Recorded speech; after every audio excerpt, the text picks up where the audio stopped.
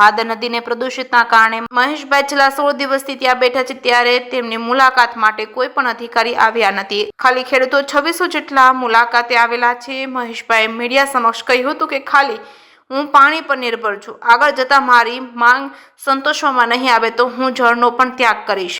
તમારું નામ તમે અહીંયા કેટલા દિવસથી બેઠેલા છો છાવણી પર? મારું નામ મહેશભાઈ કોટડિયા. હું અહીંયા આજે મારે 16મો દિવસ છે. અહીંયા 16 દિવસથી તમે કોઈ પણ જાતનું અન્ન કે લિક્વિડ કે કાંઈ લીધું નહીં, તમે કેમની ઉપર નિર્ભર છો? મારે આજે 16મો દિવસ છે. 16 દિવસની અંદર મેં અન્નનો દાણો પણ મોઢામાં નાખેલો નથી અને ખાલી ઓનલી પર પાણી ઉપર હું. ચા દૂધ તો લિક્વિડમાં આવે, તેમાં ચા દૂધ કોઈ વસ્તુ નથી લેતો.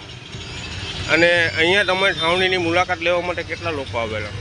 છાવણીની મુલાકાત લેવા 2650ની આસપાસ આવેલા છે અને જીટીસીબી અધિકારી એકવાર આવેલા નથી કે કોઈ સત્તાધારી પક્ષમાંથી કોઈ માણસ આવેલા નથી કે કોઈ ડાઇંગ એન્ડ પ્રિન્ટિંગ એસોસિએશનમાંથી પણ આવેલા નથી.